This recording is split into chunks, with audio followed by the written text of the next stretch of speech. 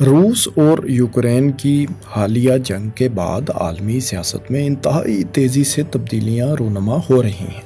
ایک طرف تو امریکہ روس پر شدید اقتصادی پابندیاں عائد کیے ہوئے ہے، تو دوسری طرف روس ان پابندیوں کا مقابلہ کرنے کے لیے اپنی جارحانہ خارجہ پالیسی پر عمل پیرا ہے۔ اسی طرح کرونا وبا نے جہاں کئی ترقی یافتہ ممالک کی معیشتوں کو مستقل بنیادوں پر نقصان پہنچایا، وہیں کچھ ممالک اس وبا کے بعد ایک بہتر معیشت بن کر بھی ابھر رہے ہیں۔ اسی بدلتے عالمی منظرنامے میں برکس ممالک یعنی برازیل، روس، بھارت، چین اور جنوبی افریقہ ایک مضبوط بلاک کی صورت میں ابھر کر سامنے آ رہے ہیں۔ ایک طرف تو دنیا کے 7 ترقی یافتہ ترین ممالک یعنی امریکہ، برطانیہ، کینیڈا، فرانس، جرمنی، اٹلی اور جاپان کا ایک گروپ G7 کے نام سے دنیا کا سب سے مضبوط اقتصادی بلاک تصور کیا جاتا ہے، لیکن دوسری طرف آج دنیا کے کل GDP کا تقریباً 32% حصہ ان برکس ممالک کے پاس ہے، جو G7 ممالک کے ٹوٹل GDP سے بھی زیادہ بنتا ہے۔ برکس ممالک نے ورلڈ بینک اور ایشین ڈیولپمنٹ بینک کے مقابلے میں نیو ڈیولپمنٹ بینک کے نام سے ایک نیا بینک بھی قائم کر لیا ہے۔ یہ بھی امکان ہے کہ یہ ممالک اب ایک نئی کرنسی بھی لانچ کرنے جا رہے ہیں، جو مستقبل میں ممکنہ طور پر عالمی تجارت کے لیے ڈالر کا متبادل بن سکتی ہے۔ تو دوستو، برکس کی تشکیل کب اور کیسے ہوئی؟ ان ممالک کے کیا کیا مشترکہ مفادات اور پالیسیاں ہیں؟ اور کیا یہ گروپ مستقبل میں ایک نئی اقتصادی طاقت بننے جا رہا ہے؟ آئیے اس موضوع پر بات کرتے ہیں۔ مختلف ادوار میں دنیا کے مختلف ممالک کے مشترکہ بلاکس تشکیل ہوتے رہے ہیں۔ یہ بلاکس عام طور پر قریبی اقتصادی تعلقات کو فروغ دینے، سیاسی تعاون کو بڑھانے اور عالمی معاملات میں اجتماعی طاقت سے فائدہ اٹھانے کے لیے قائم کیے جاتے ہیں۔ گروپ کے رکن ممالک مشترکہ افواج کے ذریعے اپنی دفاعی طاقت میں اضافہ بھی کرتے ہیں۔ اس کے علاوہ اس کے ذریعے انہیں نئی عالمی منڈیوں تک رسائی بھی مل جاتی ہے اور یہ اجتماعی طور پر عالمی مسائل کو حل کرنے کے قابل بھی ہو سکتے ہیں۔ 2001 میں ایک برطانوی معیشت دان نے پہلی بار برازیل، روس، بھارت اور چین کے لیے برک کا مخفف استعمال کیا۔ ان کا تجزیہ یہ تھا کہ یہ 4 ممالک اس وقت دنیا کی ابھرتی ہوئی معیشتیں ہیں جو مستقبل میں مغرب کو چیلنج کر سکتی ہیں۔ ان ممالک کے باقاعدہ ایک گروپ کی تشکیل در حقیقت روس کا انیشیٹو تھا۔ 2006 میں ہونے والی پہلی میٹنگ میں اس وقت روس، چین اور برازیل کے وزرائے خارجہ اور بھارت کے وزیر دفاع نے شرکت کی تھی، جس میں ان ممالک نے کثیر الجہتی تعاون کو وسعت دینے میں دلچسپی کا اظہار کیا تھا۔ ان 4 ممالک نے 2009 میں اپنا پہلا سربراہی اجلاس منعقد کیا، جس کی میزبانی روس نے کی۔ 2010 میں جنوبی افریقہ کی اس گروپ میں شمولیت کے بعد اس گروپ کو برک سے برکس کا نام دے دیا گیا۔ ڈیولپنگ نیشنز یا ابھرتی معیشتوں کے اس گروپ کی تشکیل میں اقتصادی ترقی، تجارت، سرمایہ کاری، مالیاتی تعاون اور ٹیکنالوجی سمیت کئی عوامل کار فرما تھے۔ اس کا ایک اہم مقصد اقتصادی ترقی کے لیے نئی راہیں پیدا کرنا اور روایتی اقتصادی طاقتوں کے تسلط کو چیلنج کرنا بھی تھا۔ برکس ممالک اس وقت عالمی سیاست اور معیشت کے اہم کھلاڑی بن چکے ہیں۔ اس وقت دنیا کی 40% سے بھی زائد آبادی ان 5 ممالک میں آباد ہے، جبکہ ان ممالک کا مجموعی GDP تقریباً $25 ٹریلین یعنی 25,000 ارب ڈالر سے بھی بڑھ چکا ہے۔ ان ممالک کی دفاعی صلاحیتیں بھی مضبوط ہیں اور علاقائی اور عالمی سیاست میں ان کا اہم مقام بھی ہے، لہٰذا ان کے اشتراک سے بننے والے اقتصادی اور سیاسی بلاک برکس کی ایک خاص اہمیت ہے۔ اہم بات یہ ہے کہ پرچیزنگ پاور پیرٹی کے اعتبار سے دنیا کے مجموعی GDP میں G7 ممالک کا حصہ 1982 میں تو 50% سے بھی زائد تھا، لیکن 2023 میں یہ حصہ 30% سے بھی کم رہ گیا ہے، جبکہ اس کے مقابلے میں برکس ممالک کا 1982 میں عالمی GDP میں حصہ محض 15% تھا، جو 2023 میں بڑھتا 32% تک پہنچ چکا ہے۔ ان میں سب سے زیادہ شیئر چین اور بھارت کا ہے، جن کا پرچیزنگ پاور پیرٹی کے اعتبار سے عالمی GDP میں مشترکہ طور پر حصہ تقریباً 25% بنتا ہے۔ परचेजिंग पावर पैरिटी या PPP की इस्तेलाह मुख्तलिफ ममालिक के दरमियान करंसियों की कदर और इससे ख़रीदे जाने वाली अशिया का मुवाजना करने के लिए इस्तेमाल होती है। मिसाल के तौर पर अगर डबल रोटी का एक पैकेट पाकिस्तान में 100 रुपये का है और अमेरिका में इसी पैकेट की कीमत $1 है, तो दोनों ममालिक की करेंसी का फ़र्क और डबल रोटी की कीमत के फ़र्क को एडजस्ट करके जो कुल GDP कैलकुलेट किया जाएगा वो परचेजिंग पावर पैरिटी के लिहाज से GDP इन दोनों ममालिक का कहलाएगा। ब्रिक्स ममालिक की तरफ से अपनाई जाने वाली चंद अहम इक़्तिसादी हिकमत अमलियों में बरामदी तरक्की, सनतकारी और मैन्युफैक्चरिंग को फ़रोग़, डोमेस्टिक मार्केट की तोसी, माली ताउन, आलमी इक़्तिसादी इस्तिलाहात और मगरबी ममालिक पर कम से कम इन्हसार शामिल हैं। ब्रिक्स ममालिक ने अपनी मईशतों को फ़रोग़ देने के लिए बरामदात में इजाफ़े के ज़रिए तरक्की की हिकमत अमली अपनाई है। उन्होंने मेहनत, वसाइल या टेक्नोलॉजी के लिहाज से अपने कम्पिटिटिव एडवांटेजेस और सलाहियतों का फ़ायदा उठाते हुए आलमी तिजारत में अपना हिस्सा बढ़ाने पर तवज्जो मरकूज़ की है। ब्रिक्स ममालिक इक़्तिसादी तरक्की को फ़रोग़ देने और रवायती मगरबी मंडियों पर इन्हसार कम करने के लिए तरक्की पजीर ममालिक के बाहमी ताउन पर भी ज़ोर देते रहे हैं। उन्होंने आपस में तजारती ताल्लुकात और सरमायाकारी में इजाफ़ा भी किया है, टेक्नोलॉजी की मुंतकिली, नॉलेज के तबादले और दीगर शोबों पर तवज्जो मरकूज़ की है। चीन, जो इस ग्रुप का अहम तरीन रुकन है, मसनूआत की पैदावार और बरामदात में इस वक्त दुनिया में पहले नंबर पर है। मजमूई तौर पर दुनिया की 1/4 से भी ज़्यादा मैन्युफैक्चरिंग चीन में ही होती है और ये मसनूआत दुनिया के तकरीबन हर मुल्क में एक्सपोर्ट की जाती हैं। इसी तरह रूस अपने बेपनाह कुदरती वसाइल, खुसूसन गैस के वसी ज़खायर के बायस यूरोप को गैस सप्लाई करने वाला एक अहम मुल्क है। ग्रुप के क़याम की इब्तदा में ब्रिक्स ममालिक ने वर्ल्ड बैंक और IMF की इस्तिलाहात समेत अहम इक़्तिसादी और मालियाती अमूर पर इत्तफ़ाक़ राय किया था। उन्होंने ज़्यादा से ज़्यादा वसाइल को मुतहर्रिक करने के इक़दामात करने पर इत्तफ़ाक़ किया था ताकि IMF हर किस्म के बहरान से निपटने की अपनी सलाहियत को मज़ीद बढ़ा सके। लेकिन चूंकि इस ग्रुप की तश्कील का एक अहम मकसद माली मामलात में मगरबी ममालिक पर कम से कम इन्हिसार करना भी था, लिहाजा इसी तनाजुर में 2014 में $50 बिलियन की सीड मनी के साथ ब्रिक्स ममालिक ने वर्ल्ड बैंक और बैनुल-अक़वामी मालियाती फ़ंड यानी IMF के मतबादल के तौर पर न्यू डेवलपमेंट बैंक के नाम से एक नया इदारा भी कायम किया।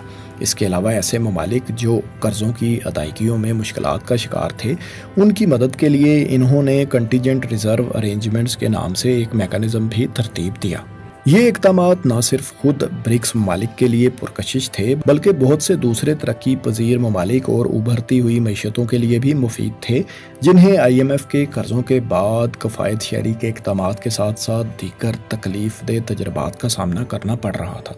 यही वजह है कि इसके बाद बहुत से ममालिक ने ब्रिक्स ग्रुप में शामिल होने में दिलचस्पी का इजहार भी किया। ब्रिक्स ममालिक का एक अहम तरीन मकसद अमेरिकी डॉलर पर कम से कम इन्हसार और एक मुतबादिल करेंसी या मालियाती निज़ाम की तश्कील देना भी है। दोस्तों, डॉलर कैसे दुनिया की ताकतवर तरीन करेंसी बना था, इस पर हम एक वीडियो कर चुके हैं। मुख्तसरन ये कि एक मुआहदे के तहत अमेरिका सऊदी अरब को सिक्योरिटी और जदीद तरीन असला फराहम कर रहा है, जबकि सऊदी अरब सारी दुनिया को अपना तेल डॉलर्स के एवज फ़रोख्त कर रहा है। तेल और बैनुल-अक़वामी तजारत के लिए डॉलर के वसी इस्तेमाल के बायस ये दुनिया की ताकतवर तरीन करेंसी बन गया था। रूस यूक्रेन जंग शुरू होने के बाद से अमूमन मशरकी दुनिया के बेशतर ममालिक ने डॉलर के खात्मे के इक़दामात को मज़ीद तेज़ कर दिया है, लेकिन रूस और चीन की मकामी करेंसी को फ़रोग़ देने की वाज़ेह पॉलिसियाँ इस जंग से पहले की हैं। मिसाल के तौर पर 2020 की पहली छमाही तक दोनों ममालिक के दरमियान दो तरफ़ा तजारत में डॉलर का हिस्सा पहली बार 50% से भी कम हो गया, जो सिर्फ 5 साल पहले तकरीबन 90% था। अब बात करते हैं ब्रिक्स करेंसी सिस्टम की। 2022 में होने वाली 14वीं ब्रिक्स सरबराही कॉन्फ्रेंस में 75 नुकाती एलामिया पेश किया गया, जिसमें ब्रिक्स करेंसी और रुकन ममालिक के दरमियान लेन देन के लिए एक अलग फिनेंशियल ट्रांजैक्शन सिस्टम मुतारिफ कराने का एजेंडा भी शामिल था। روسی ذرائع کے مطابق اس سسٹم کے تحت برکس رکن ممالک کی 5 مختلف کرنسیوں یعنی چینی یوان، روسی روبلز، انڈین روپیہ، برازیلی ریل اور ساؤتھ افریقن رینڈ کا ایک پول قائم کیا جائے گا۔ کیونکہ یہ ایک ڈی سینٹرلائزڈ کرنسی سسٹم ہوگا، یعنی کوئی ایک فکسڈ کرنسی کی بجائے ہر رکن اپنی کرنسی میں تجارت کرے گا، اس لیے ماہرین کے مطابق یہ تمام کرنسیاں ایک فکسڈ ایکسچینج ریٹ کے مطابق سونے کے ساتھ منسلک کر دی جائیں گی، یعنی ایک مرتبہ پھر گولڈ بیکڈ کرنسی سسٹم متعارف کروایا جا رہا ہے۔ مثال کے طور پر 1000 روسی روبلز کے پیچھے اگر 1 گرام سونا موجود ہو تو کوئی بھی رکن ملک روس سے ملنے والے روبلز کو بآسانی سونے میں تبدیل کرنے کا حقدار ہوگا اور پھر اس سونے کے عوض متعین کردہ ایکسچینج ریٹ کے مطابق اپنی کرنسی بھی حاصل کر لے گا۔ رکن ممالک کے درمیان ادائیگیوں اور لین دین کے لیے برکس پے کے نام سے ایک مشترکہ پیمنٹ سسٹم بھی تیار کیا جائے گا۔ اس کا مقصد امریکہ کے زیر اثر چلنے والی دنیا کے سب سے بڑے پیمنٹ سسٹم سوئفٹ کے متبادل کے طور پر ایک الگ نظام متعارف کروانا ہے جو ڈالر اور امریکی اثر و رسوخ سے پاک ہو۔ دوستو، برکس ممالک کی مقبولیت اور اس کے بڑھتے اثر و رسوخ کے باعث سعودی عرب سمیت کئی ممالک اس گروپ میں شامل ہونے کے خواہش مند ہیں۔ سعودی عرب ایک طرف تو مشرق وسطیٰ میں امریکہ کا اہم ترین اتحادی ہے اور دوسری طرف وہ خام تیل کا دنیا کا سب سے بڑا سپلائر بھی ہے۔ گزشتہ سال جولائی میں امریکی صدر جو بائیڈن نے سعودی ولی عہد شہزادہ محمد بن سلمان سے ملاقات کے لیے سعودی عرب کا دورہ کیا تو ملاقات کے بعد بائیڈن کا کہنا تھا کہ انہیں توقع ہے کہ سعودی عرب آنے والے ہفتوں میں تیل کی سپلائی بڑھانے کے لیے مزید اقدامات کرے گا۔ تاہم 1 ماہ بعد ہی سعودی حکومت نے بالکل مخالف سمت میں چلتے ہوئے کہا کہ وہ تیل کی قیمتوں میں حالیہ گراوٹ کو درست کرنے کے لیے پیداوار میں کمی کر رہے ہیں۔ اس کے بعد بھی متعدد بار اوپیک اور اوپیک پلس ممالک کی جانب سے تیل کی پیداوار میں کمی کی جا چکی ہے۔ ان اقدامات کے بعد امریکہ اور سعودی عرب کے تعلقات میں کشیدگی بھی پیدا ہو گئی ہے۔ اس تمام تر صورتحال میں سعودی عرب اب امریکہ کے ساتھ ساتھ دیگر ممالک کے ساتھ بھی اپنے دفاعی تعلقات قائم کرنے کا خواہش مند ہے تاکہ وہ اپنے دفاع اور جدید ترین ہتھیاروں کی خرید کے لیے صرف امریکہ پر ہی انحصار نہ کرتا رہے۔ مستقبل میں اگر کسی وجہ سے امریکہ سعودی عرب کو سیکیورٹی اور جدید ترین ہتھیاروں کی فراہمی بند کر دیتا ہے تو یقیناً سعودی عرب بھی اپنے تیل کی برآمدات ڈالر کی بجائے دیگر کرنسیز میں کرنے کے بارے میں سوچ سکتا ہے۔ اس وقت سعودی عرب کے خام تیل کی کل برآمدات میں سے 1/4 سے بھی زیادہ صرف چین کو برآمد ہوتا ہے، جبکہ بھارت بھی تیل کا دنیا میں ایک بہت بڑا درآمد کنندہ ہے۔ لہٰذا سعودی عرب کے برکس میں شامل ہونے سے برکس کرنسی اور اس سے جڑے مالیاتی نظام کو کرۂ ارض کی 2 اہم ترین کموڈیٹیز کی سپورٹ حاصل ہو جائے گی، ایک تیل اور دوسرا سونا۔ یہ نہ صرف امریکہ کے لیے پریشانی کا باعث ہوگا بلکہ دنیا کی اکانومی اور طاقت کا محور بھی امریکہ اور مغربی ممالک سے نکل کر مشرق کی جانب شفٹ ہو سکتا ہے۔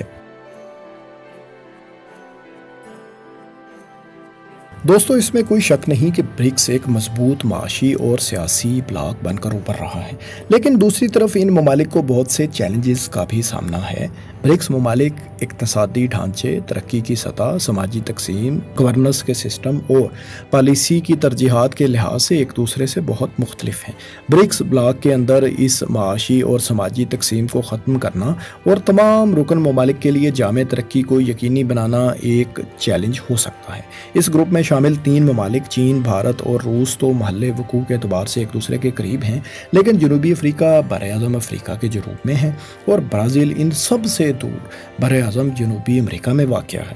اس پیچیدہ جغرافیائی منظرنامے میں ان ممالک کی جغرافیائی سیاست، تجارتی تنازعات اور دیگر ترجیحات ایک دوسرے سے بہت مختلف ہو سکتے ہیں۔ اسی طرح چین اور بھارت جو اس گروپ کی طاقتور ترین معیشتیں ہیں، ان دونوں ممالک کے درمیان سرحدی تنازعات بھی چلتے آ رہے ہیں۔ اس کے علاوہ بھارت اس وقت امریکہ کا ایک اہم حلیف ہے اور انتہائی اہم تجارتی پارٹنر بھی ہے۔ भारत की आईटी और सर्विसेज सेक्टर की बरामदात का एक बड़ा हिस्सा अमेरिका ही को एक्सपोर्ट होता है। इसलिए अमेरिका की मुखालफ सिमत में जाते हुए भारत के लिए कोई बड़ा फैसला कर लेना इतना आसान नज़र नहीं आता। इन तमाम चैलेंजेस से निपटने के लिए ब्रिक्स ममालिक के दरमियान फ़ाल पॉलिसीज़, इस्लाहात और ताउन की मज़ीद ज़रूरत है। यकीनी तौर पर ब्रिक्स ममालिक का आलमी मईशत में असर व रसूख नुमायां तौर पर बढ़ रहा है और आलमी इक़्तिसादी मंजरनामा भी बदलता हुआ नज़र आ रहा है। आने वाले कुछ अरसे में ये वाज़ेह हो जाएगा कि क्या ये ममालिक मुस्तक़बिल में दुनिया को एक नया मालियाती निज़ाम दे पाएंगे या नहीं। दोस्तों, ये वीडियो आपको कैसी लगी? आपके ख्याल में क्या सऊदी अरब भी ब्रिक्स को ज्वाइन कर सकता है? और क्या ब्रिक्स करेंसी मुस्तक़बिल में डॉलर को टक्कर दे पाएगी? अपनी राय से कमेंट्स में कहा करें और इस किस्म की मज़ीद मालूमाती वीडियोस देखने के लिए हमारे चैनल को सब्सक्राइब भी कर लें। शुक्रिया।